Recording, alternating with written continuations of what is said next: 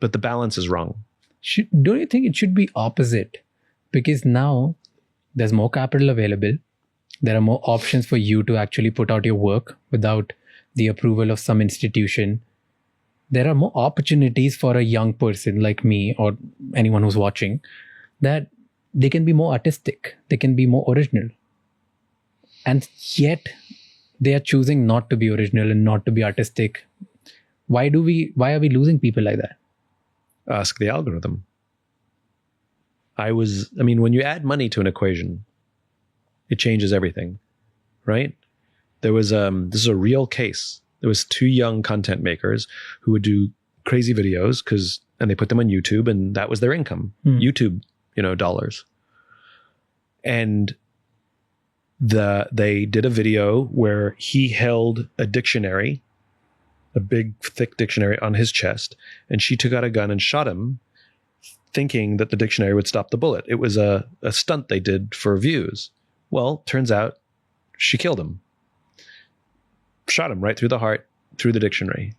Okay? And it was an accident of monumentally stupid proportions, epic proportions, because they were so driven by the need to do something more and more outlandish for the views that logic was put aside.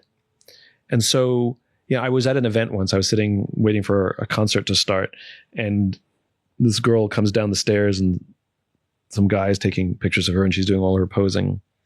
And the person next to me nudges me and goes, "She's a famous influencer." And I responded cynically, "You mean she's a freelance employee of an algorithm?"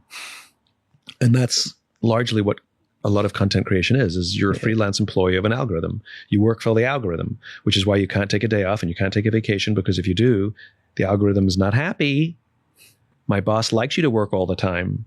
And if you saw what happened with YouTube when they changed their algorithm and it affected people's income, they showed up at the YouTube headquarters with a gun because you took away all my income.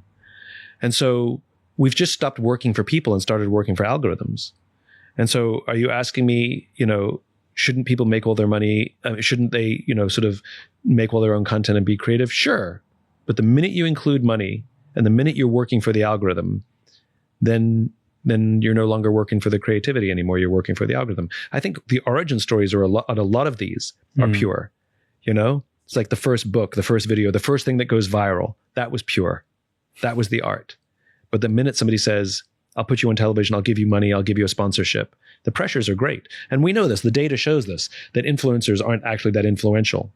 Because once they start doing things for money, everybody gets a little bit cynical. Ugh, they're just doing it for money, right? Yeah. But it's a hustle culture, right? Even the concept of selling out. Young generations today, first of all, they don't even know what that means. When you say, "Oh, he's such a sellout," young people literally don't know what that means. And if you explain, well, they decided to just take the money as opposed to have a high integrity.